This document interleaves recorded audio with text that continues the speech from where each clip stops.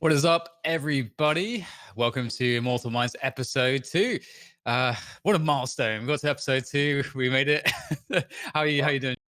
Let's pack up the bags. It's time to call it episode 2. It's all over. I'm doing pretty good though. How are you doing, Dan? Yeah, we're doing good. Flashpoint server. We've also played a lot of Valorant, and lots of interesting things have happened in the Valorant world. So yeah, there's loads of stuff to discuss on this week's episode. I'm pretty excited to get into it. We've got Mike in the building as well. How you feeling, Mike? It's good. Nice. Haven't played Valorant since 3 a.m. So. Oh shit! You haven't gone to bed? No, I went to bed. It's just been playing till like 4 a.m. every morning. So. Oof, the solo queue grind. I don't envy your night. Nice. Well, this week we have, as we mentioned, we had a lot of interesting, things that we can discuss. For example, Sova. A lot of you know that we're going to be talking a bit about Sova, but we also played in the Code Green Cash App Invitational, so we'll be talking about that a lot as well. But before we get into that, there's a couple items of housekeeping. Obviously, firstly, we had a mishap with the VOD in the first week, but that's now going to be fixed going forwards. And the first episode is discoverable on our YouTube, so go check that out if you missed it and you want to see it. We did a lot of chatter around Viper, got a lot of cool clips and lineups, and a good general discussion around Viper in particular. So if that's suits your fancy, you missed it, go check that out. And secondly, we're in the process of getting the channel partnered, so that is going to be happening, and soon we'll be able to blast all of the Immortal Minds emotes, and that's going to be a lot of fun. With that said, let's check out the first actually item of the day is actually about the audio. The audio is a bit janky in this game, Sean. Dude, it's really weird. So sometimes you just have no concept of where the audio is coming from, and you can't tell the distance. Like that's what I struggle with the most is distance. Like it just falls off of a cliff randomly. Like you go from hearing someone that sounds like they're right next to you to that sound just not existing once they pass a certain threshold. It's much different, whatever they're doing, than CS:GO. Yeah, at first I loved the clarity of everything. You could really see in the visual design and the sound design. Okay, they've put a lot of emphasis on clarity. You're supposed to know exactly what's happening, where it's happening, and all of that. But it's not quite as simple as that. And we have, courtesy of one of my subscribers on my Twitch channel, Versace. He actually clipped a couple moments where the sound is it's a good illustration of the sound being a little bit weird and very hard to discern actually what's happening. So we can run those clips. Scouted 3 of them. 3 are hit.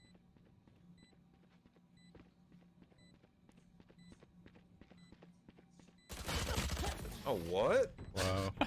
My sound was so way off. Holy! Scouted 3 of them. 3 are hit.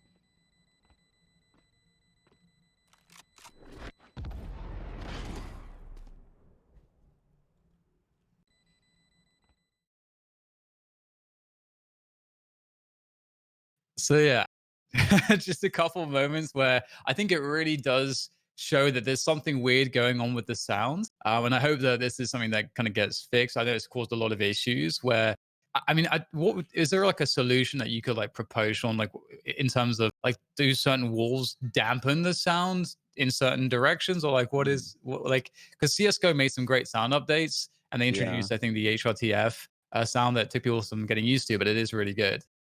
I have no idea. Like I'm not the sound person to ask for this. I took a while to get on the HRTF bandwagon, but now I feel like it is the best solution in CS.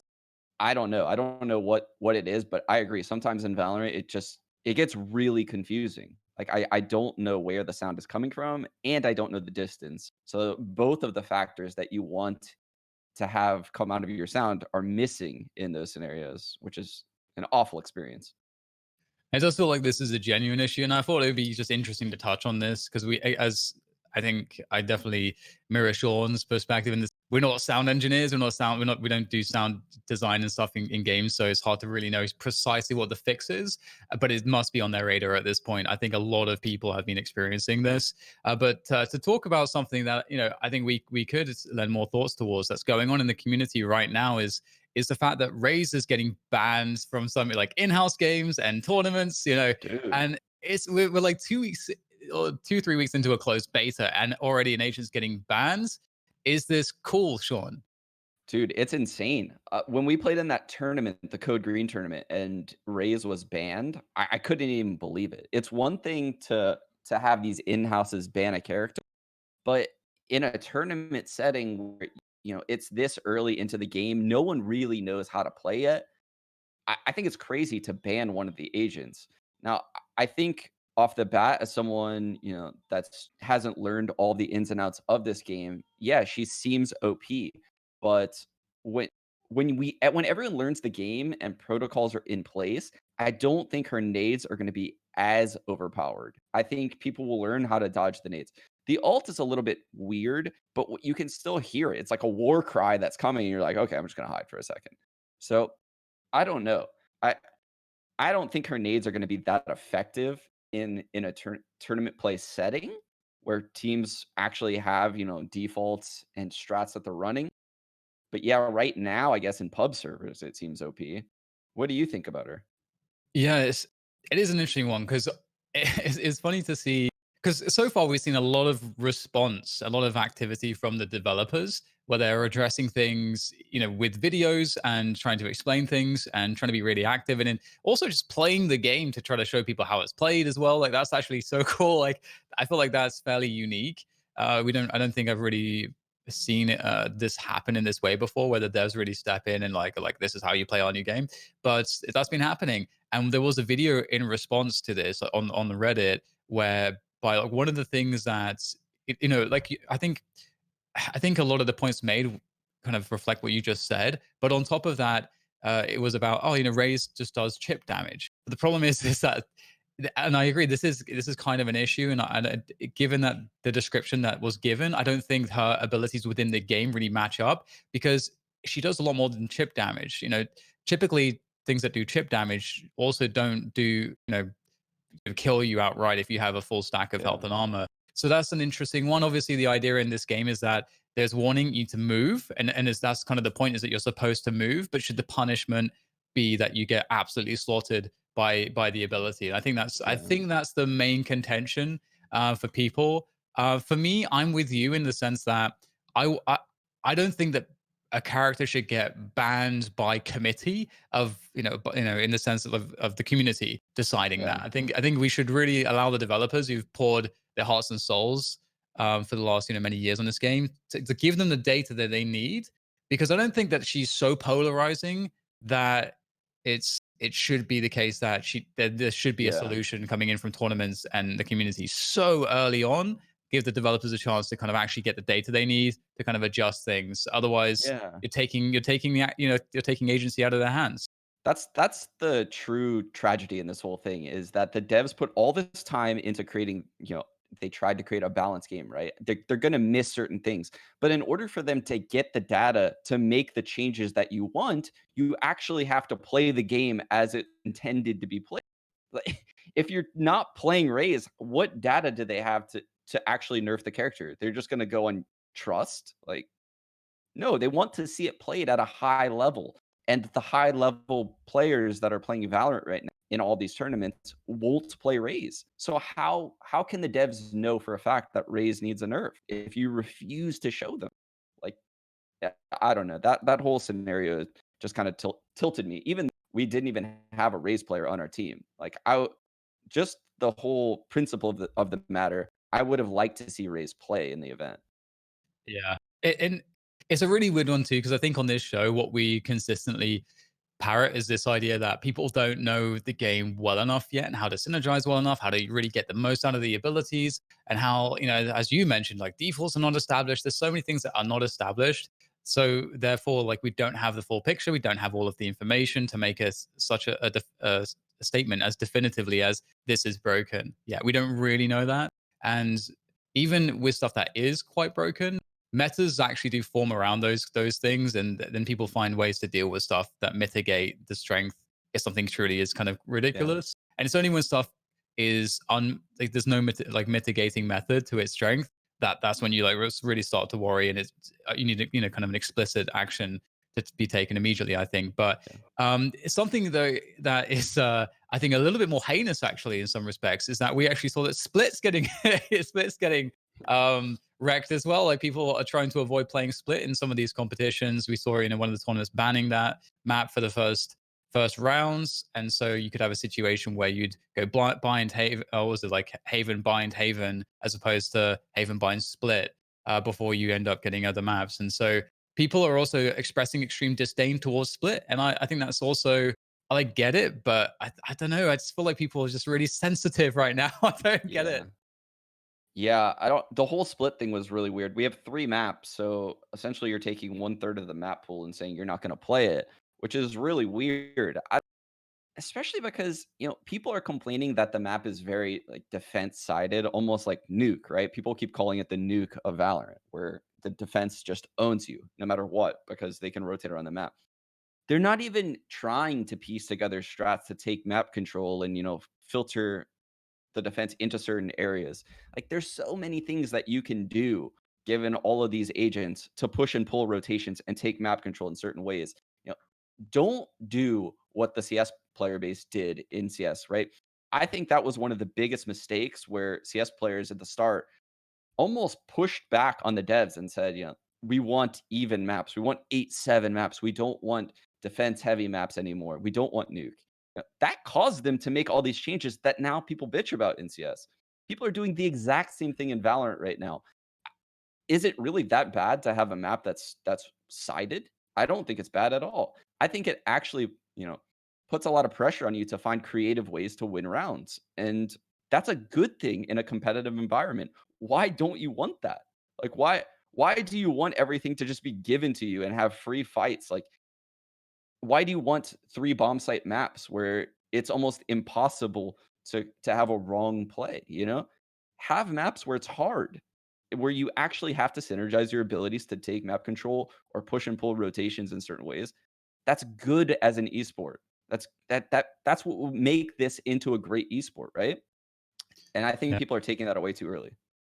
Yeah, I completely agree. I think it's actually very telling of how misunderstood the kind of synergies are, and the ways you can play the agents together, because split is just I think it's actually the most simple map, actually. I feel like, because from my, and I don't want to, I'm going to try to shy away from like a full discussion around split. We can have that, but to my thinking, it's all about the mid control, because there's no easy access to a bomb site. A has maybe 2 routes kind of to the bomb site, but kind of not in a way, because you have to take the lower route to actually get to the site itself.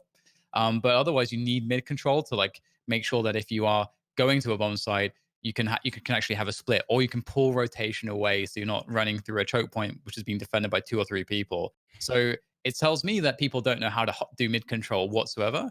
And this is a thing that in CS, like that's actually in matchmaking, like map control is very difficult to achieve, but there was like a settled meta to a certain extent. People know on Mirage you throw a window smoke from T spawn.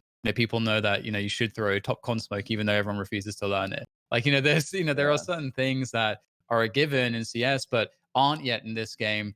That, and no one says Mirage is broken, right? Because the CTs can peek window for free, right? And Yeah. so yeah, I it's an interesting one. I just think people are lazy, right? Like if I haven't even played Split enough on a team level, but I know that if I allow the defense to take mid control, right? So because everyone is going to say like, oh, the defense can just like use all their abilities and get mid control. Okay, that's fine. I'll take it back eventually. Like after like 40 seconds into the round, I'll take it back and I'll use my smokes to make sure that they can't play in connector, they can't play the ropes angle. I'll like do a chain of smokes into heaven if I have to, right? Like you won't be able to hold that connector to the B site, which will then force you to play like 2 or 3 people in the B site, which then makes your rotation to A awful. So then that opens up A hits. And I could do the same thing in reverse. But people aren't synergizing their abilities to do this, but they will eventually. Like Split is not a bad map right now based on what I've seen. It's a bad map based on the styles of play that people are having, right? We went over that Viper wall and smoke or whatever last week. You guys can go check it out in the VOD. Like, imagine someone doing that at A every single round to the A player. The A player has like no way to get information from just one player working their site, right? That forces 2 people to play in the A site because there's 2 entrances. You can do the same thing at B. And then what? How many people are going to be playing mid? You just have to push and pull people around with abilities. It's just like Counter Strike, and people aren't doing that yet. And I think that's a really good note to move the discussion forwards because we're talking about just how people are playing the game right now, and we had the opportunity to play in the Cash App Code Green Invitational, which was like really cool. So we put together a squad. We got myself, Sean, we got Mike, and we got Aaron, and we also got Silent, who Sean managed to rope Yeah. into the experience. And we had maybe I think an hour before the game started, we all got into a custom lobby and we're like, all right, where do we start? We gotta Yeah. flesh out our map. Paul, got an hour, let's go. Let's flesh out. No, it's actually true. We actually signed on like an hour, probably like 30 minutes before. And we hopped in a custom lobby. We went in Haven. We went over like tons of stuff on Haven, right? Like not tons of stuff, but just general idea of like how we're gonna play, where people are gonna set up, where we want certain agents on the map, and what our goals are, and where we want the spike to go on the attacking side, right? And everything went so well. Everything went so well on Haven. Unfortunately, we also had to play bind and we did not go over bind. Yeah, it's funny because Bind feels like it's a more simplistic map, but there are certain things that in a team environment, like protocols that you must have. But either way, so our first game was against Tenz's team. He had some battle royale friends as well, and we'll be running some clips just because to kind of like just go in the background here whilst we kind of go over our thoughts of the different games. I know some of you actually caught them watching our various streams and so on, and the first match actually went really well. We played Haven, and I don't know. Actually, it's like everything just kind of worked out for us, Sean. Yeah, so when we went into a custom lobby, what we decided was we wanted to have like a default where we didn't actively fight for B control too much, but our default was focused around A, right? Because A has two entrances, short and long. And if you can get control of this A site, you force two people to play A because one person can't hold both of those angles. So because of that, it opens up B and C. So we came to the conclusion that we should default towards A. I will make presence towards C almost every round. I was Omen, so I would like smoke the end of long C. So that way the guy C had no information if people were walking up long. So I think we were doing a really good job of running a default in the early stages of this game. I think it's going to change a lot. I think that we could have done so much more, but I liked our approach. Yeah, we We had I don't know. I think was it you that came up with the garage split strat? We're gonna show that Yeah. later. But Yeah. we had like one kind of if we're in trouble, we're gonna run this strat to get everything going again. We'll go into more detail with that later. But that was on top of the default that Sean is talking about. That's the other thing that we came up with. And the pistol, I feel like the pistol we kind of like cobbled it together. But the second match we played was against Skadoodle, AZK, Brax, Hiko, and who am I missing? Oof. Nothing. Nothing. Right. Yeah. Jordan as well. Yeah, and we kind of knew vaguely what to expect, and it was this was a really interesting game because whilst they did absolutely dumpster us, um, we felt like there was a lot of openings in their game, but we just didn't Yeah. really have like we had never played Bind together, and we had no kind of pre-game talk on this map. So unfortunately, we didn't really have a way to I feel like to kind of enact anything Yeah. to stop what they were doing or exploit what they were doing. Yeah, so on this pistol, this was something that I kind of thought we thought up on the fly, right? And that was my smoke heaven as Omen. These are Mike's smokes in the site. And my whole idea for sending four people out the showers was we had four smokes available to us at the time, right? Mike's three on Brimstone. I had one left as Omen. I smoked off U-Haul, and then I ended up lurking over here. But I think you can just trade so easily on these pistols in Valorant just because you can't get one shot if you buy armor, right? So we have four people coming out the showers with a pop flash. Even if there's a guy playing close that's not blind, he would have to get four headshots to kill two people. Like it's highly unlikely on a pistol round. So grouping up, I think on pistol rounds like that seems like the play right now. Like it just seems very difficult for the defense to hold a pistol round hit like that. Now, we failed on the post plants because like we said, we didn't really go over the map all that well, but I think some of our ideas were good. They would just need to be fleshed out a little bit. Yeah, I completely agree. I think is there anything that you want to talk about in terms of because I think what's interesting right now is the team we played against. Um, it is a team that's played perhaps maybe the most together, or one of the teams that's played the most together with the highest level players, mechanically and experience wise. So, do we feel like they're playing or innovating the game, or are they playing like what can you say about the style that they're approaching the game right now from what you've seen? I just think that they have really good CS ideas that translated well into this game, right? Like we encountered Swag and Ska playing the B site together, and it almost never were they just giving us free kills in hookah or like giving us free kills at long B. They always had a plan, right? Whether if they play passive, Swag was playing as Viper and he would have like a wall that would come up as we hit the site.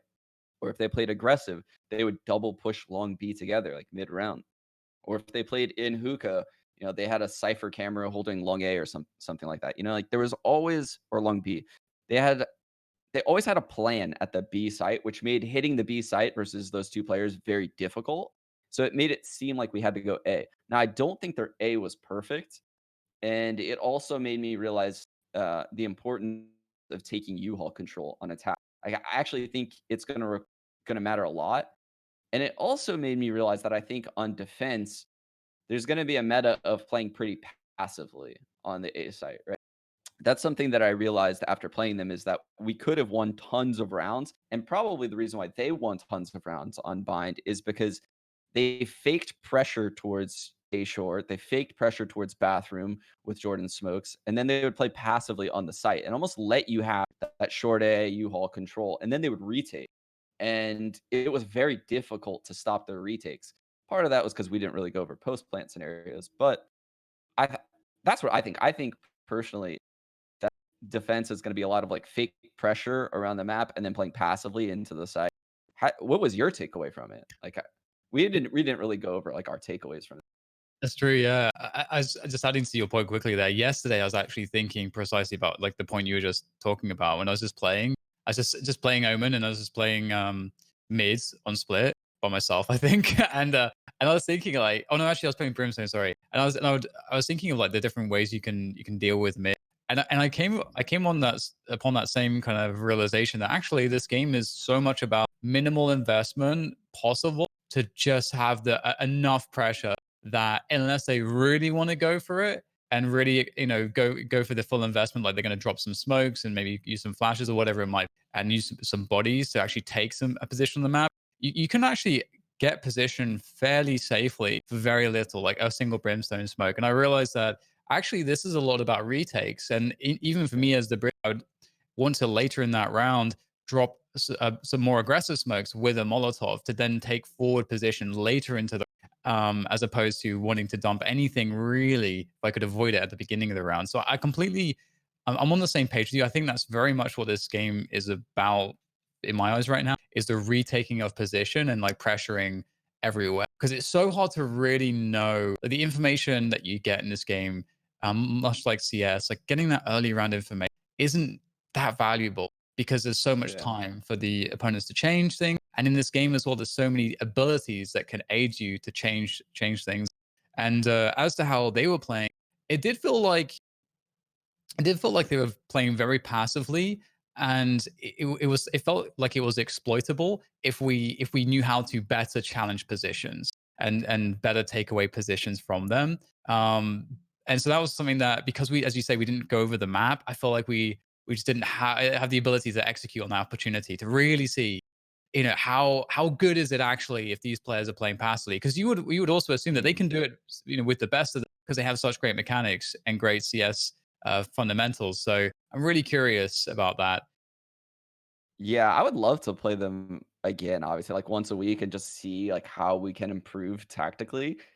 I mean, because like you said, mechanically, they're some of the best players possible to play against, right? So they'll punish you if you do something stupid. And that's why it was really enjoyable playing against them. Yeah, I completely agree. I would love to do that. I think one of the takeaways from this whole experience was just how valuable it was to even just sit on the server together for 30 minutes and to come up with something that we could then throw into a match against a team. And it's Yeah. like the same in CS in that way. Like pugging is just like a completely different world. It's just so so yeah, it did make me hungry to kind of figure stuff out, because I'm like, oh, we could actually crush these guys if we just have the right preparation. We can definitely do it. Yeah.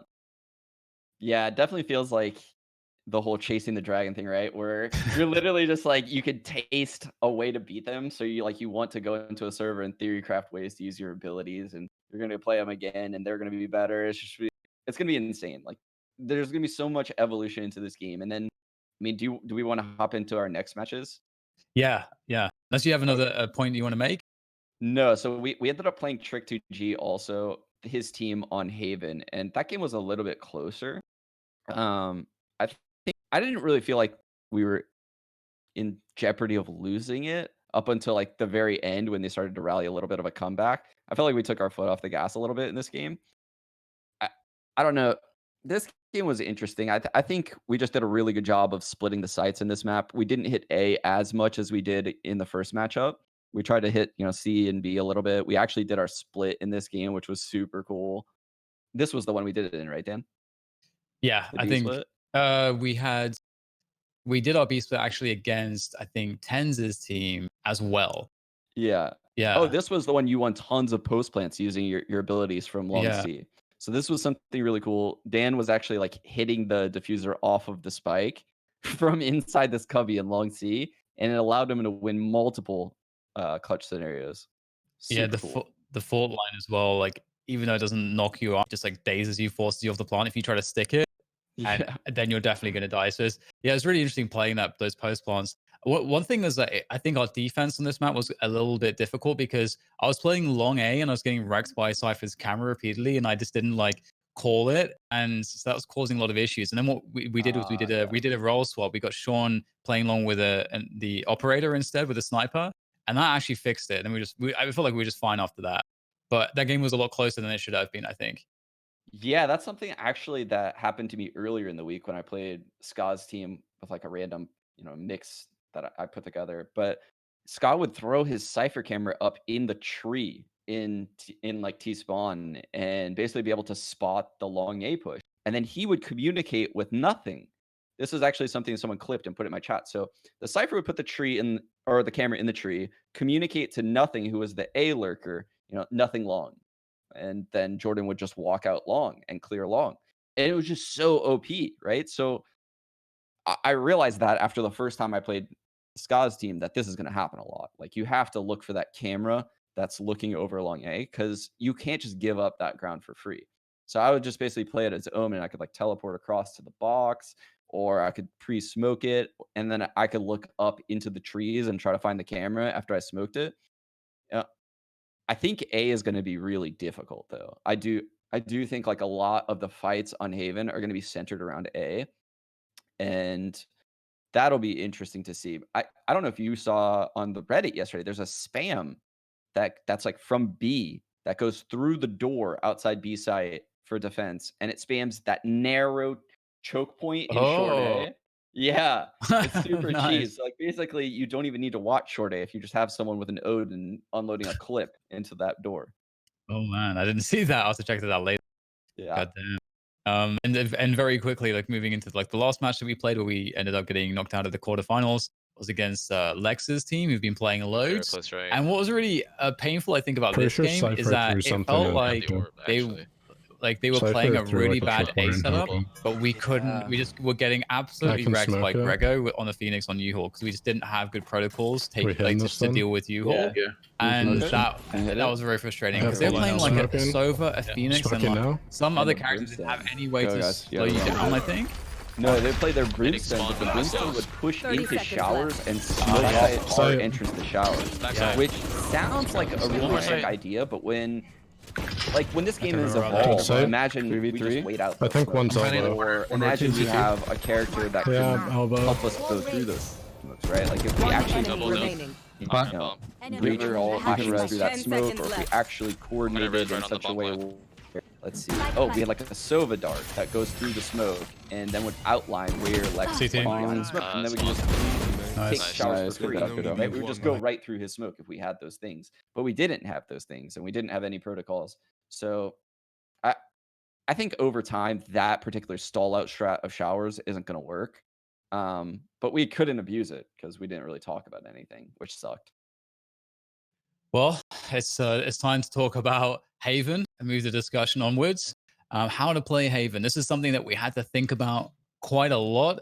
Obviously, that was the map that we prepared, and Sean, I think, has already kind of mentioned a lot of things about this. Just having a focus around having an A defaults, but still having that C long pressure to like try to open up the map and pull players around, make sure that they keep, you're keeping them honest towards that A bomb site and not allowing them to play just a single player there and everything like that. And you know, what are your takeaways other than those points that you've so far gathered about playing Haven? I think garage control is super, super important. So we're calling garage, for those that don't know, the place that kind of connects to the C site as well as has a window that you can like bleed into CT spawn area, like outside B. So we call that area garage when we play. And that area on attack seems like it's going to be so important to control, right? Because you have access once you take garage to C from multiple. You can go C through the garage or you can go B through the garage. So it forces the defense to basically play two people around C or like two people around B, which then opens up the A site. So running defaults through garage and A simultaneously will push and pull the rotations in such a way where you know you almost can guess the setup of the defense. And that's what you want to have, right? That's why people run defaults in Counter-Strike is you have all these protocols set up to stop people from playing aggressive, and then once you just happen to get map control by doing all these things, and you force the defense into a setup that you can kind of guess this is where they pretty much have to be at this point, and then you can do a strat that focuses on those spots. That's what we were doing on Haven with Garage and A, and I think that's pretty much how it has to be played. Like I can't think of another way for it to be played. Yeah, I think it's this is actually the more that I've kind of thought about this map, the more I've been impressed actually with the map design. Because firstly, like if you're going to make a map with 3 bomb sites, it's so as to not piss off all the Counter Strike players who just think that that's just like it can't make sense of there being an additional bomb site. It's got to be Yeah. designed really well, and I think that it like genuinely is because if you look at B to a lot of Counter Strike players might be like, oh, I can plant in like the mid window or Mirage or something like that. Like that's Yeah. kind of mad. But the way that the map is designed here is like you're almost not thinking of B as a bomb site ultimately, because if you think about how a post plant of B looks, if you try to attack B very quickly, then you're going to get split on, you're going to get flanks. Yeah. Like the rotation times for the defenders are really quick.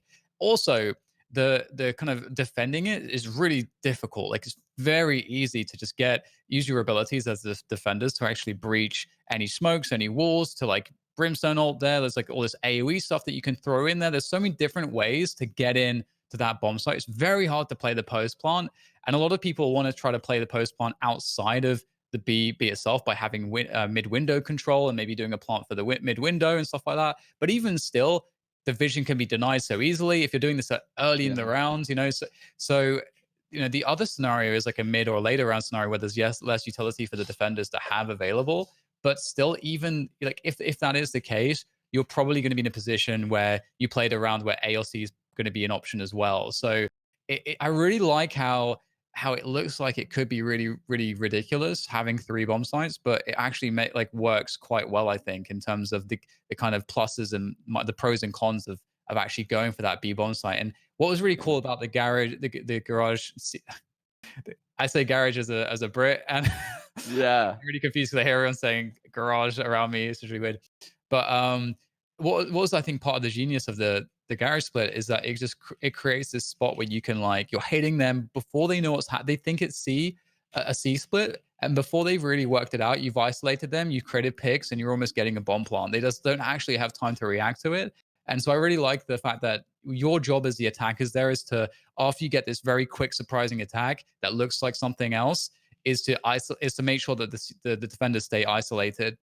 And I really like that Yeah. idea. So it's I'm sure people will find ways to deal with it, but we can run the clip here of the garage split that we prepared, and you're going to see initially as we run this, it's going to be my We're gonna do. perspective in this round. And Sean, do you want to talk about the different roles in this round that people had?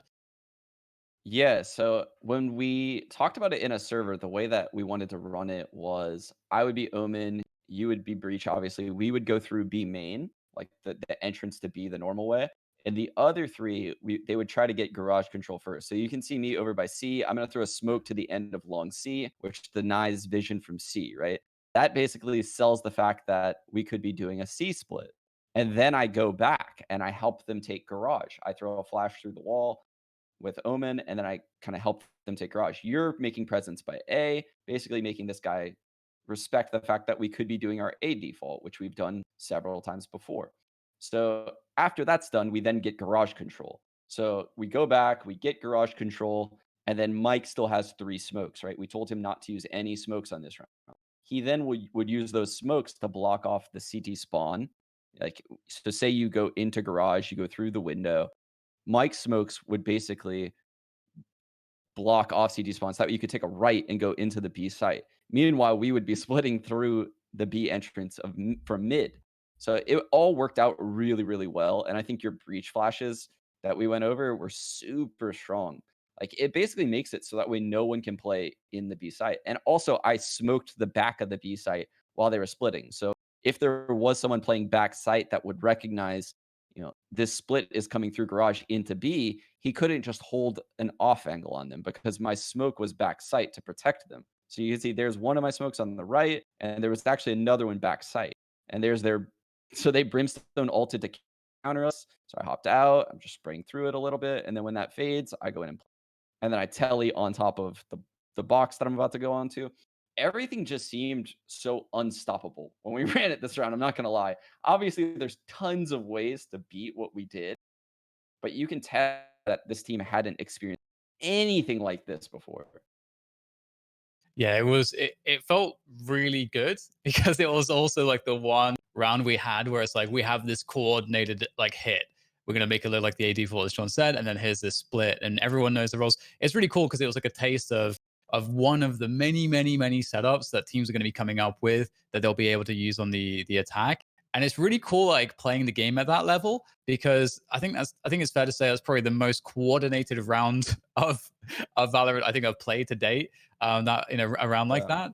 And so I'm really looking forward to seeing what the power of like, okay, well, what does it look like when the other team has a response where they're like, Yeah. okay, we've identified that it's actually going to be this kind of strat, and how does their retake look? Because what was really cool there as well, that is the fact that like Omen, so Sean was on Omen, and he gets that teleport to the top of the boxes. That's actually very critical that he's the guy with the bomb. He gets the plant. He is the smokes. Like I think that also displays like a very intelligent choice of the agent that's doing that particular job, because you then got like the best angles in the bomb site to defend from with everything going on. So Yeah.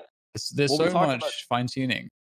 we actually did talk about like the particular agents that were doing things, right? Like we wanted Phoenix to go through garage so that way he could flash into garage and then he could flash through the window during the split, right? Because he had 2 flashes. So we actually, put agents in all of the places for a reason, which is what's going to happen, right? I think eventually every round is going to look similar to what you just saw. Obviously, it's not, the strats are going to change, different bomb sites are going to be hit, but the level of detail into the rounds, like spreading the map all, and then condensing strat once you realize the other team doesn't push, like that stuff is that's what you're going to see every round, and it's going to be crazy hard for the defense to stop stuff like that. Which is why I think after playing Bind, a lot of retakes will go down. Yeah, I Mike, definitely go how ahead. was it going into Garage? Because us two went through main. So, Mike, how was it going into Garage and as Brimstone? I think Garage, they played it like pretty passively, and I think Garage is going to be a spot where on Haven you're going to have one of your best players there, because you can't just give it up for free. You're going to have to retake it at some point because there's just so much they can do. And everyone just thinks of like, oh, we're going to split C with it. But I think your idea was really good about just like splitting B, because no one's actively thinking. They're like, oh, maybe one person might lurk out through the garage window, but they're not expecting like 4 people to execute through there and split to B. Yeah, they definitely. I don't even. Do we see anyone in the B site? Like, who did you guys kill coming through Garage? Omen rotated off to pick up garage, I think. So that was like the only person. Gotcha. Yeah, they definitely had no idea what was going on. I think also in that game, because of the A defaulting that we've been doing and the pressure on A, I think we also committed them to playing 2 on A. So it's like another detail of it that makes it stronger is that that's one less player that would actually normally maybe be playing around mid. around B to like be fast rotate and but also allow like some pressure, more mid pressure and more mid defense. So like that's another like piece of the puzzle that went in our favor based off of the A defaults we had been running. Yeah. No. Do we also have the pistol round? Do we have that? We don't. I don't think we don't have the piss around. Okay. I Because think. we really set the precedent of like what we wanted to do on Haven on like the opening pistol round, right? So what I would do as Omen was I would tell our Brimstone to save his smokes, which was Mike, and I smoked long A, and I was just like, wait for my smoke to pop as Omen, and then you guys all walk into long A and just hold. And then meanwhile, I like left as Omen, and I threw like a smoke and flash somewhere else on the map to fake presence over there. And then once my smoke faded at long A, you guys were just so close to A that you could use all 3 brimstone smokes just take over the site, right? You smoked heaven, backhaul, and you might have even smoked short A. I'm not too sure. But basically you guys just took A so easily at that point. But the same thing could have happened, like people in chat might be like, "Oh, well, I would just stack the A site." Well, you don't know that we're going A. Like you don't know what's behind the omen smoke at long A, which was in which that's what makes these pistol rounds so hard, right? Imagine you just have no information. So I don't know. I feel like you have to have like a stage there or something with like some kind of anti-rush protocol. Like the second, you know, we realize they could be hitting A, I'm gonna throw a wall and then a slow orb also just to stop them so that way the rotate can come in, or maybe we can get a flank going on. Because there was nothing to slow us down at that point. We just owned the site. Yeah. Seems OP. Yeah, that's like actually another thing that I think is really interesting in this game is just the fact that you can have like this. I think Sage is slow. I actually think that that's like one of the strongest abilities in the game. I think it's really, really because it can just absolutely like. I think you need to be able to find ways to bait Yeah, it out because it will for just kill it sure. and it I, just kills your timing. There's nothing you can do to against it. Sure, you can try to b hop over it, which works. And sometimes I think that that's going to have to be the play. But I think if they placed it correctly, you're going to get in trouble. So it creates really big problems on your timings. And I'm struggling to think of anything else that has such an impact on timings because the ice wall, you can shoot it down. If they Molotov, you're happy to eat the damage on a push to like get position. That's a fine trade to make.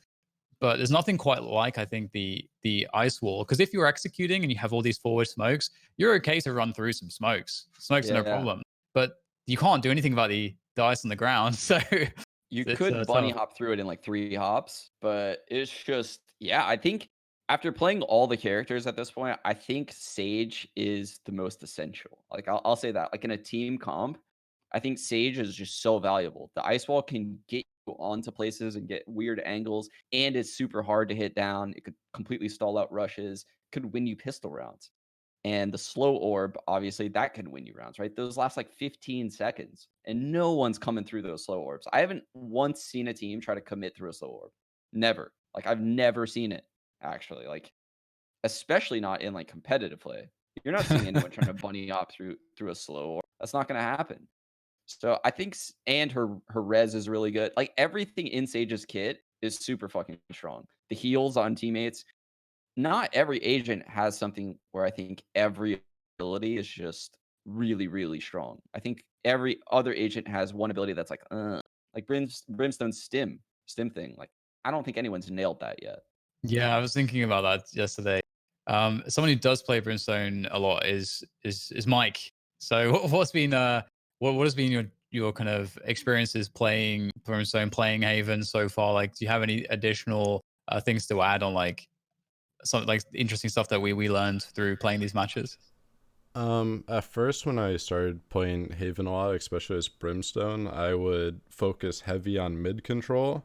But the more we kind of talked before that game with Sean just about like map control, what's essential, what's not, I kind of realized like mid control isn't really that important to grab at the start of the round. Because like I have to use 3 smokes pretty much right off the bat if we want full on mid control. And then if you get window or close mid control, you're still not that close for a flank because you can walk through window or walk to long C, but by the time they get that control already, they're already like pretty much at the site and you're still like really far behind. So I think like a short control, a long control is way better for my smokes just kind of playing those edge of the map bomb sites with him. Dude, that's a good point. Someone in chat says Brimstone MP5 with stim is extremely good. Dude, you could probably use the SMGs as Brimstone as rifles if you use the stim correctly. Literally, they're just as strong as rifles at that point, right? I want to see the numbers actually. Someone's got to crunch those numbers. I want to see that Excel spreadsheet with like the how stim actually impacts the DPS of certain weapons. Because you would imagine that like a high damage weapon like the Vandal as well, like because one of the downsides of that gun is the rate of fire. So and that makes the ADSing on it a little bit scary to use actually, because if you don't hit the headshot, it's you can really just get taken down because the rate of fire is too slow. So that's an interesting thought. We have to experiment with that. See the CZ and stim. Interesting. I like it. I do like it. I like it a lot. Right.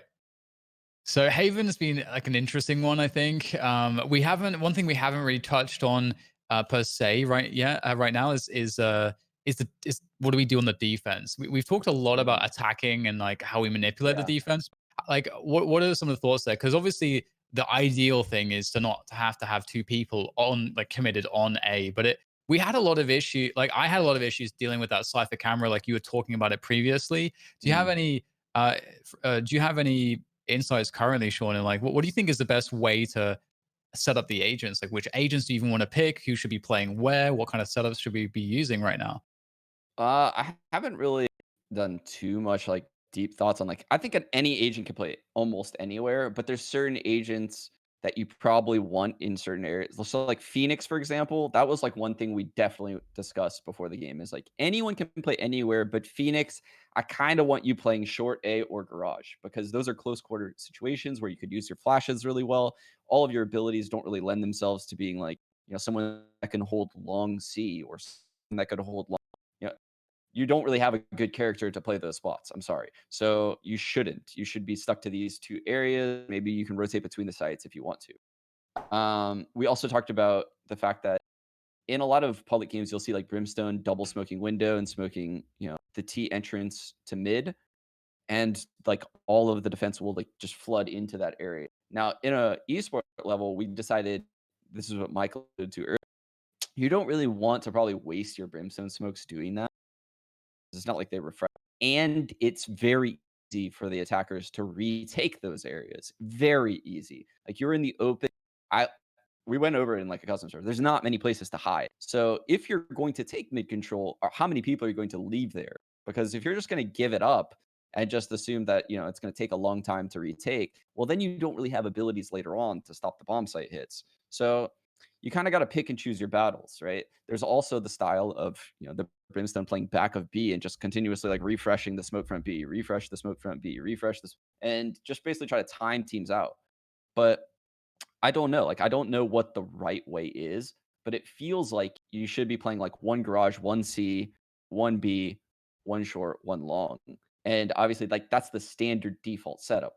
But you can switch and like go two long A instead of one short. You can kind of switch things up, I don't think there's going to be a static setup in this game like there is in 1 or there is in CS:GO. Yeah, actually, it's been really fun just to think about the way the setup should work. Because when I was playing Breach and there was I was playing long and I was playing long a lot on A with Micah on the Brimstone and one thing I realized is that like what I really want to be doing with Breach is I want to be finding ways to be aggressive because stuff like the fault line allows you to take away an angle and that allows you to gain ground while you're taking that angle away with a teammate or otherwise. And you have these flashes you can shoot from very far away as well. So it allows you to play pretty aggressively to take positions away and like really keep the pressure up. So when I felt like I was sitting on long, sort of playing passively, it didn't feel like I was really using the agent in a way that kind of has the impact that his utility can really have. And so it made me think that like actually rotating Breach around more would be really interesting because Breach is you can pretty much combine anybody with Breach. Breach is going to allow any other agent with him to push up into a position. So like I could push up on long control with Mike, for example, and get Mike into a spot where I can then leave him there. Maybe I can get him close. Maybe he can drop in a really aggressive smoke because we're able to get there safely with my breach abilities, and then he can maybe play that by himself. And it reminds me a little bit of banana control on Inferno, how you might need some help to take certain positions, but ultimately, like the most advantageous thing is that once you get deep enough, you can actually hold that and have enough information that one guy can do that job and the other Yeah. guys can move around elsewhere. So that I found that very interesting. Yeah, A is going to be really interesting because I think I see a lot of defense probably trying to fight for that A lobby control, right? And the reason being is, like you said, it's a lot like Banana on Inferno, but where once you take it, you're basically cutting it off from short A and long A to just one choke point. So you can leave one guy there because he can get super early information, and then you can rotate back from B and just stop the hits before they ever happen. So I like that analogy to Inferno, to be honest. That's really good. Yeah, Mike, what are your feelings on the defense of Haven, especially like as you were talking about Brimstone? Brimstone's such a like he's called a controller in the game. Like he is you could be anywhere on the entire map. So what are your thoughts on it right now? How do you best use Brimstone? I think it's just really hard to not use all of your utility immediately, even for like Sage or any other characters, especially with Haven, because there's just so many different areas that you can use it in. It's really tempting to be like, oh, I might drop multiple smokes here and try to take control of this area. It's like, well, what's your plan after that fact? Because people have their utility and they're going to try to retake that area. And I think especially like you said with that A like lobby area kind of being like Banana, you have to be super methodical on Haven about how you're going to take map control and space out your utility, because otherwise with how the fights are set up, the attackers can really just run you down, especially if you have no utility to counter them afterwards. Yeah, and talking about like moving Breach around too, like going back to like what you and Dan were kind of talking about is imagine Dan having like playing C with a Cypher, right? Where a Cypher could have a camera that'll tell Dan when a guy is gonna like come up long C or come through garage, and Dan's just sitting behind the sight box with like that breach ability where you just shoot through the walls. Like you would just own people coming up long C. You would destroy them if you had proper communication with just one other agent. Like that's the value of moving breach around is you could definitely own people with Cypher. You could destroy people. Yeah, yeah, it's and that's something that we never had that discussion as well because we were trying to just get some basics. I'm like, all right, let's just like who stands. We were just trying to get super basic, but it is really interesting now when we think about it, like how you can rotate different agents around to really completely change the complexion of how your defensive opportunities are. So that's a good note, I think, to leave it on here for now as we move into the final segment of today, which is going to be pretty fun. We're going to talk about Sova, who is I don't know, man. Me and Sean were just like trying to record stuff on a custom lobby, and we're just mostly just giggling because we realized that Sova is like such a trolley character. There's so many like trolley things you can do with him, and so I think before we get into like the slew of clips that we have to show and some of the things that we were discovering, do we think that Sova is good? Like because Yeah. he can do a lot of stuff, but you got to be a specialist. I feel like with this guy. Dude, I felt like I'm a fucking schizophrenic when it comes to this character. It's actually insane. Like when I first saw Sova, I'm like, oh my god, this character is gonna be OP. This character is gonna be so sick. And then I started playing more. I'm like, maybe Cypher's actually better. Maybe I would rather Cypher to get like all of my intel and play passively instead of Sova's like the aggressive version of Cypher, right? And then you and I hopped in a server and we were like, dude, this seems so fucking trolly. Like this seems so trolly. And then we saw a video like online, and I was just this character is gonna be fucking insane. This character is so good. This character is so I think there's gonna be like a pub Sova that's doing like trick shots all game. That's gonna be the most unbearable griefer in any esport title is gonna be Sova because he's just gonna shoot fucking recon darts and shock darts over across the map and go for trick shots left and right, right? It's going to be so annoying to play with. But I think the best Sovas, like the esport level Sovas, are going to be so incredible. Like the stuff that you can do with a Sova dart that recharges is just incredible. Like it's so insane. What do you think? Where do you think he's going to end up, Dan? Dude, I just want to see a pro player who just like enters the scene. His name is Pythagoras, and he's got all the trigonometry out, just like bouncing these arrows around. Just it's we found some really ridiculous, just like shock darts, just with the double bounce and full power and stuff, which we'll see. In fact, I think you know what, like we got some of those clips. Let's just run them now. We can space the Let's roll. discussion around some of the clips. So we've got some shock darts. I think we're gonna have some useful ones mixed up. This is like a really basic one. You want to get the guy coming out window. Yeah. This won't get someone who swings out and jumps out immediately, but if someone kind of swings, waits for a peek, and holds the window, this is gonna get them. And so it's super easy to do. You can even just figure this out by not like looking precisely at the like clipping it necessarily, although we do always encourage the clips on this show. But you can see how the general gist of that lineup, and it's obviously the it's always about being protected when you're going for it's like the golden rule, the rule of thumb in CS:GO. You know, if you're going to throw a piece of utility, you got to think, where do I want the utility to go? Okay, how can I throw it without having line of sight to my opponent? Like, you know, Yeah. it's like one of those things. And Sova's like just that principle. Dude, I think these shock darts are so insanely strong, by the way. They do 80 damage a piece. Yeah. Like once people start understanding timings of when people lurk areas or imagine how I was throwing that Omen smoke at the end of Long C in our Haven game, right? Well, if the other team had a Sova, they could either recon behind my smoke to find out if I'm lurking, or they could just recon behind it like during a hit, right? So say we do explode as that Omen smoke fades. One of those shock darts could literally total up to like 300 damage if they're done right. Like they are so strong, especially at punishing people in pubs that just run to the same spots at the start of rounds. Like they're incapable of moving slow. These shock darts just destroy people. It is really interesting because, as you say, like when you play him, it does feel like he's really weak because if you don't know lineups for shock darts, sure, it's going to be a problem. If you don't know timings of like are people even doing, then you don't even know where should I even like practice throwing them in the first place. Like, what do I even have to try to figure out in a custom server? But then when you start to figure that stuff out, when you start to understand that if I am going to throw these recon arrows, I can't bounce them off walls.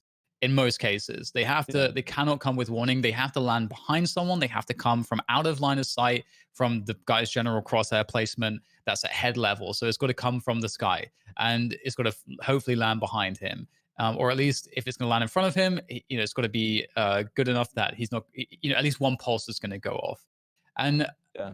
once you start having those arrows, it starts to get really interesting because if you combine the strength of that with actually the drone, and the drone's really good too. Dude, Actually, the there's drone a is so lot. good. Yeah, there's a Dude, the lot of drone is utility here. so good. Like so once people learn how to use this drone correctly, say, you have someone smoking something, like you have a brimstone smoking front B site on Haven, right? Well, your recon dart, if you shoot it on the other side of the smoke, will tell you if someone is actually outside of B lobby. If there's no one outside of B lobby, then you just rotate to C or A, right? You determine like what those people are seeing. If there is someone there, you can literally spam them through the smoke and they have no idea what's going on. That's how sick the recon is. But the drone can literally do the same exact thing. So you have two things that can do that at any point in the round. You don't have to use the drone at the start of the round, which is what a lot of people in like unranked are doing right now. If you use it in like the mid game to decide where you want to rotate, dear God, Sovas are going to be so annoying to play against. They're going to be so annoying. But before we go into the next clip, Mike, do you feel like I feel like me and Sean are definitely singing the praises of Sova right now? Are you of the same mind, or do you feel like Sova is a little bit weak? He might not make that many appearances in competitive lineups. I think my opinion right now, after like playing with him a bit too in offline servers and stuff, he might be one of the more unintuitive people to play, I guess, because it's like, yeah, you can shoot a recon bolt like in the middle of any area, but people can just shoot them right away. Now, the ones that know the lineups for the one like on Split that lands behind the billboard outside the map that you can't shoot and gets you every time you're near A. If people you sound so triggered. Yeah. If people can do annoying stuff like that all the time, like he's going to be such a good character to play and just be kind of like that troll that Sean was talking about in esports. Dude, yeah. Like there's people act like they're just going to shoot these recon darts like the second they're fired. No, these Sovas are going to find recon darts that you can't find. Like that's going to be the most annoying thing ever. Or they're going to go like really high in the air, right? So like say I'm playing Sova and my brim smokes the front of sight. I'm going to shoot my recon dart. I could shoot it like up like at a roof and then you come out and you try to shoot the recon dart, your crosshair is up in the sky. I'm running through the smoke simultaneously. Like I could play all these mind games with Sova, right? Like I could fuck up your crosshair placement for days and just do dumb stuff. Like it seems like this is going to be a cheese character. Like I love it. I love all the ways you can get kills with Sova by just outsmarting your opponent. And you can always have the rotate. You can always be at the right bomb site if you play Sova. Do we have a quick question I want to throw at you, Sean, from the chat from Prisma? He asks, do you think Sova is more valuable in offense or defense? Ooh. I think offense, but also so I think offense, your recons and your drone are super valuable. I think on defense, though, your shock darts are incredible. Like they're incredible on defense. So I don't know. Like I think this is just a really, really solid character in the game right now. I think if people didn't get obsessed with Cypher like on day one, I think Sova is actually the better Cypher. Maybe there could be a world where they're both on the same team. I don't know. Like I don't know how like team comps will flow and like what's necessary and what's not necessary. But it seems like Sova's the better agent when compared to Cypher for like information. It seems that way to me. One thing I'll quickly mention, which we don't have a clip of, but I was doing a lot in the last couple of days, is whenever I was playing against a Viper and she was like popping the ult and I have my drone available, because I usually try to leave in my drone available till late round. I just fly the drone in there and I just see where she is, or just like hit her with the dart quickly before she shoots the drone. She doesn't want to shoot the drone if she can avoid it, because that also gives the position away. And I can just see the outline from outside the cloud, and it's just like it feels amazing. Dude, so OP. Like, imagine me sending my drone in on split, like through A. Like, say I'm playing defense and I put my drone like up to the sky. Like, literally, my drone is in the sky. It's way up there. And then you're walk pushing as like breach, right? So, like, the second they shoot my drone, they have to be looking straight up, which means they're not looking at the push. So you could just swing around corners and know exactly where someone is, and their crosshair placement's in the sky. Like, there's so many possibilities with this character. It's actually incredible.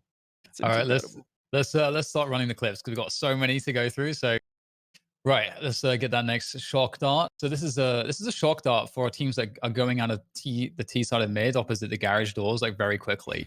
It's a double bounce, full power, and you can see here it bounces across the wall, and you'll see where it explodes right in the middle of the grass area, which is a very common spot that people will run out to at the beginning of a round. So when I found that one, I was pretty happy because it's nice to do some chip damage with something like this at the beginning of the round like that. And also, if you have someone be playing aggressively from the garage doors, it's just an extra bonus. And there's lots of aggressions you can do from the garage doors. So I thought that was quite a cool find. Dude, it's insane. It's insane. You could punish rushes at any spot with Sova. Like, your protocol should always be to just punish rushes, but you can condition people to never rush. Like, once you shoot that dart for like 2 rounds in a row, I promise you the other team will never move quickly to that box. Like, you will condition them 2 rounds into the game to never step foot on that box. Like, that's the power of Sova. You can basically just scare someone into working fast because you can punish them if they do. It's so sick. Okay, so next one we've got some recon arrows, and let me see which one this is. Oh, This is one of yours, shooting. Sean. This Oh, is no, it's not actually. It's the shock dart. It's Yes. actually a trick that you use in the game, though. Yeah, so this is a trick that I posted on Twitter like a week ago when I was playing as Sova, right? I planted the spike and immediately I just shot a double bounce arrow straight up in the air. And you can't break them. Like, it's not like you can break them with a shot. So if I plant a Sova and I still have 2 shock darts, I can basically set the number of bounces on my on my darts, right? So I could set them to, or my arrows. I don't know why I keep calling them darts. So you could set them to 1 bounce or 2 bounces. So basically, once they bounce off the ground, the other team doesn't know how many bounces you set it to. So if you set it to 2, it's gonna blow up like 15 seconds later. So you can plant the spike, shoot two arrows straight up in the air, and then just leave the bomb. It does And seem it actually seems overpowered. If I'm it not gonna seems lie, it it seems seems really OP good. because the other team can't know whether they should stick it or not, right? Like, you could actually do that with no bounces, and then it would just blow up like immediately when it hits the ground. Or you could do it with 2 bounces and it blows up 15 seconds, or 1 bounce 7 seconds, right? And it's Whatever and you got whatever to those numbers are. you got to And then tank the 80 damage too. You got to yeah, tank that. Yeah, or 160 if you have 2 of them. So, like, that shit's broken, man. That's broken. That needs it to be does. fixed. It does feel broken. Yeah. Yeah, you definitely should be able to shoot one straight up in the air. That just shouldn't be the case. So I think that'll probably get patched out the game, but it's pretty interesting that it's in there right now. All right, let's run the next one. What else we got? Okay. Oh More, god. oh, this one. This is Dan like showing basically why I think this character is just gonna be a griefer. Just literally has a lineup for a double bounce heaven shock dart. Yeah, this Just is so people are gonna be trying stuff like this all the time, and so it's gonna be so annoying. yeah. When you start like figuring out these like, because this is actually useful. Like I'm actually really far behind cover. Like if I'm playing a post plant or something, like imagine all of the lineups people are going to have for the post plants where you know exactly where the spike is planted. That's going to be so amazing, especially considering the fact that like what people will often be able to do in this game is deny vision. No one can deny the shock dart. Like you can't block it, you can't stop it. So if you have a lineup for it, doesn't matter if there's smokes in your way. So it's pretty epic. Yeah, there's a lot you can do with it. We didn't go into the weeds fully with like all of the crazy things that we could do because Yeah. we're going to be giving a shout out to like one YouTube channel in particular where we found a lot of really good Sova content, Holy and we're like, shit. there's a lot of people that are already finding great stuff. So Okay, let's go to the next clip. What's the next clip? this is spawn recon dart straight into the C bomb site, and this just kind of lands behind where it's almost like sniping at the back. It's just going to land behind them. And when you shoot the arrows this high, again, it's that principle of if they're not going to see it, they won't Yeah. even hear it until it lands. So you're going to get, as long as the dart covers the spots that you want, you're going to actually be Yeah. able to detect them. Yeah, the beauty of shooting arrows high like this too without bounces is you could shoot that, then go run up to the C corner and like shoot your gun or like do something to make someone look low, right? To make them not be looking at the sky because they have to respect the fact that you could walk up along C. And then you wait for your arrow to pop like right behind them or in front of them, and then you know exactly where they are, and then you swing with it as they're trying to shoot it, right? Like, Jesus, man, like there's so many things you could do with this character. It's so insane. It's incredible. Next clip, Yeah. Mike. Let's go. Let's go. There's so many. There's so Yeah. many. Oh, this is a retake arrow I found, and this is really good. This works with shock darts as well because they both obviously work with the same trajectories and powers. So this one is really cool because this God. lands. I use this actually quite a few times, and it's actually quite effective because this lands dead in the middle of these boxes on the site, and so this will catch anybody heaven, hell, under heaven, and in these corners long as well, and even short to a degree. It does miss a couple corners, but so long as you're aware of the corners that it doesn't, because it covers so much, you can actually kind of, and if you know how many players are left in the post plant, you can pretty much figure out like exactly what you need to. So it doesn't cover those corners on the right side of the bomb site. Yeah, but it covers Yeah. pretty much everything else. So basically, like if you went over this with your team and say that recon dart actually, sent one beam out to clear all those areas, you could then know, okay, that leaves this area, that area, and this area. Let's use our abilities to clear those out, right? How are you going to hold the site as on attack? Like, how are you going to hold that if they know exactly where you're playing from and you can use abilities to negate those spots? You can see like the value of having a Sova with everyone on the same page. Like right now, you're just seeing a bunch of Sovas running around in public servers. This is what it's going to look like in the future. Yeah, and also if we think about like post plant spots, generally speaking, there's going to be a meta that evolves around these are the plant spots, and these are the strongest positions to hold from. And in this game, it's probably going to be agent based because certain agents will have with their abilities more that they can work with than certain others in certain spots. But if your server area detects nothing in a bunch of spots and you know which agents you're playing against, you can probably ult, like you'll know the lineups to ult the post plant positions that they might be holding from, and so on and so forth, because there's so many things that go through walls in this game. So it is really interesting, like that next level, if we start going that far, like what it's going to look like. And so it definitely has a lot to offer in that sense. Oh, this next one. Oh my This is god, I see what's next. the next one is the drone shenanigans. So you can just boost people into super spots with the drone. Like It's just unbelievable. Like you can Nah, even probably boost higher than this as well. yeah, so I would never recommend doing this on like an esports level because I think the drone just has so much value to find information. But this is what I mean is like Sova is going to be the guy in pubs that just trolls the fuck out of you and you won't know what to do about it. And also if you report him, Riot's going to be like, well, the person is just playing the character. Like, I don't know what you want us to do. Like, he is just playing the character, but he's just trolling, you know? Like, Sova's just a troll. Yeah, he has a. I mean, I completely agree with you that the drone is too valuable to really waste in a competitive setting. But it is interesting. Like maybe there's some kind of specific value to that. I don't know. I wonder if it will get patched out like some of the Cypher camera shenanigans. That's obviously not what the drone is supposed to be. It's not Yeah. supposed to be like an Uber that you just call, for your teammates or whatever. But so we'll see how that turns out. But I guess we can just go into the next clip straight away. Yeah, so this next clip was one that I do. This is what I do on Bind, right? I know all the shock darts for the plant locations. So like anywhere you're planting, I know how to shock dart it. People like planting up against the truck. I know how to shock dart there. I'll play passively in the backside. I'll shock dart that default spot. Or if I'm by heaven, I know how to shock dart both plant spots as well. So there's a double bounce one off this wall that goes into that L plant spot. And there's another one that you can bank off of the box right there that goes into the APC plant. Those are the two standard plants that everyone just keeps doing. And I've killed so many planters. It's it's it's so cheese. And then also I could shoot like a recon dart, obviously, into the showers. So if I want to swing and clear out, like the site, I can do stuff like that. Now imagine something like that, right?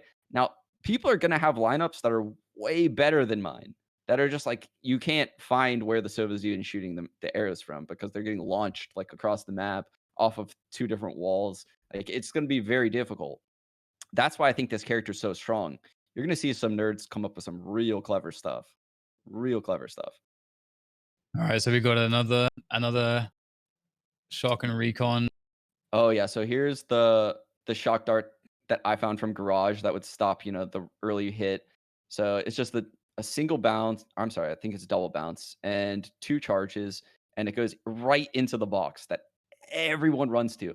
So I made sure to find it in a spot too that you could do it from the start of the round. So behind the blue fence, you basically just double bounce there, and you can see that's exactly where it blows up. Promise you, it'll do like 80 damage every single round to people in public servers. Like that, it's just so stupid. It's so cool. It So is pretty glorious. I love it. I love this character. I feel like he's almost essential based on all of these things that we found. Yeah, if you have someone who's really, if you have like a nerd, it's like definitely for that kind of person that's really nerdy and is really Yeah. wanting to do all of the work and be go into a public server with like he's memorized 300 different arrows, Yeah. any particular map. So it's going to be fun to see those kinds of players have something like in this character.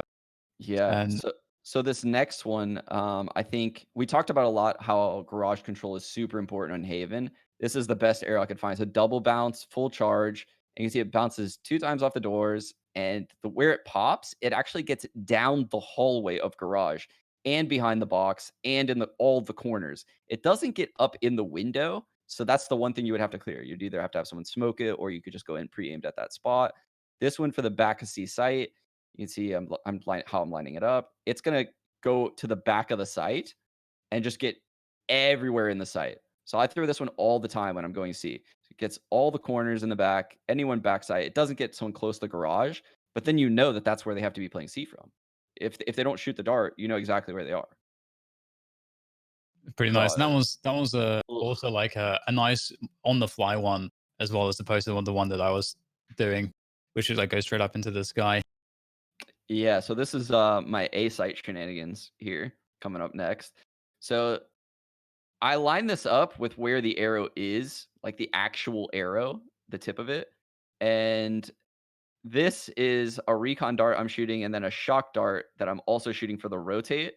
Just to like give an example of something you could do, right? So the recon dart is nice because it allows you to set up with your teammates. It takes a long time to pop and then it clears everything in the A side besides under bulk. And then the shock dart would hit rotators coming in. So if like you're rotating into A and that shock dart pops, you'd probably be super fucking confused. Like you'd probably be like, what is going on? and it would slow down your rotate a lot, and then you get stuck behind like brimstone smokes or something like that. So just something cool. I don't know, just another way to think about how to use a shock dart or arrow. God damn it, I keep calling them darts. Yeah, I don't. I think he calls it a shock dart in the game, but there Oh, are does he? arrows as well. So I don't know, man, what's going on. Maybe that's So, why. that's pretty. As I haven't actually seen that you do that one. That's actually pretty epic. I didn't Yeah. realize that you're throwing a shock dart there as well. It's really cool. So we've got another one from you as well on long A. Yeah, so these are my early round ones at A, right? So this one actually ends up going into the site in a you can't actually get to it in time. So you'll see it up on the radar where it pops. So it basically clears out all of the A site except under balcony. This one, the second one, is if you want to throw an early round dart to basically scout out long A. Like the guy would have to turn around behind him and shoot up in the sky. So it'd pretty much negate the fact that he's gonna play aggressive. Basically, Solid. super valuable. I like it. I think one thing we have to do is we have to give a shout out to Flaws, Flauz, and I'll make sure to like link Yeah. his YouTube in the VOD that goes on our YouTube, because we, even though we didn't, I don't think we took any of his lineups in particular. No. We saw a bunch of different server videos and we came across his channel. He doesn't have a huge amount of viewership on it just yet, but he has some incredibly good videos because he shows a huge amount of Sova stuff, but it's actually all useful, and it's an important distinction because there's a lot of people that may just be like, look at this arrow that I, as opposed to understanding how Yeah. the application could be. Dude, Flaws, if you ever see this video, you have a spot on our team. We will literally recruit you on the spot. The second you want to play on our team, our little stream team, you're in. You're fucking in, bro. Flaws is so goddamn good. I saw those videos he made. I don't care if he has the most dog shit aim ever. Like I don't even know anything about Flaws as a player. Holy cow, those arrows he was throwing, that shit was amazing. Like he has so many lineups, guys. Go check out his YouTube channel if you're a Sova player. Get good at Sova using his arrows because he has all of the good ones. If you're shooting arrows into the other team's spawn at the start round and you're like, oh, you know what? Two people are leaving spawn right now going A and two people are going B. That means nothing. Dude, Flaws' arrows, learn those. Those are sick. Go sub to his channel. Don't know who he is. I want him on my team. The end. I just pasted a link to one of his Sova videos in the chat so people can check it out. Awesome. So we gave our Flaws shout, so all is well in the world. So we have some community submitted content. Obviously, we made a call to action to you guys to send us your awesome Viper clips. And before we load this one up, I want to say every week we want to get your highlights, your cool clips, things that you've discovered in the game, regardless specifically of what we ask for. We love to just see what you guys are kind of pumping out there. Make sure that you reach out on Twitter. YouTube works as well. We got one, I think, in the comments of YouTube. But just hashtag Immortal Minds, tag me and Sean in the tweet, and we'll we'd love to feature your content and talk about it. And we asked for some Viper clips because we covered so much Viper last week, and the same follows here for Sova. If you find some like really weird Sova drone boosts, some really troll level Sova shock darts, or like really cool recon arrows that we haven't seen, or you think we would really like to see, or just some really sick alt highlights, or like maybe shock dart kills, like whatever it is, we want to see your Sova plays. Send them over to us and we'll feature them on the next show. Dude, Flaws has, speaking of the ult, we didn't even talk about Sova's ult. Yes. Flaws has the lineups for the ult. So that way you could just destroy people. Like, oh, actually, one extra thing about the ult that I was, I think Peak told me on my stream yesterday, or Versace, I forget who it was, but apparently you can actually, there's like a knockback on the ult. So if you aim it into the ground, you can boost onto objects with it. But I didn't test that yet, so I don't actually know how that looked. So apparently there's some more Sova shenanigans that you can go for with the ultimate. This character was sent here to ruin our experience. All right. All the fun. Okay, so this first community submitted clip is from Church, and he gets a bunch of shotgun kills, and he gets the Viper out there. So let's run it. Ooh, he has the wall protecting himself, right? Yeah. Ow! Nice, get the Bucky in there. Let's go. The buck, big buck. Let's Popping go. the He goes ult. down the ult. You just know these last two are just shitting themselves. Yeah. Welcome to my world. And just they're like, God damn it. Oh, just it's so satisfying. Just with the, it's like you feel like Predator or the Ace Yeah. as well. Beautiful. So nice. And I like how it starts with the Bucky. Honestly, the Bucky is amazing. I haven't really like used it to its maximum potential yet with the right, like the medium range mode of the gun. So that's an awesome clip. Thanks for telling that in charge. Right. The next one is from Scray, and it's a 1 versus 3 on B long. Let's give it a check. Is it up to snuff? I don't think I've seen this one yet. I purposely tried to not watch them so I get the kind of Okay. impression on the broadcast. Ooh, crispy. Crispy. Okay. Okay. Nice. Nice little 1v3. I'm liking it. Yeah, I like it. I like it. it's a good basics. I like it. Yeah. All right. The next one is from Peak. Peek is who- in chat. I'm Yeah, pretty sure. Yeah. he's a valued member of the community. We've got some Viper tech here. This is going to be really cool. Oh, dude. Yeah, so this I think we kind of alluded to this being possible last week, but we didn't have these sick lineups. So these lineups are just so nice. Nice jump through a Oof. smoke for heaven.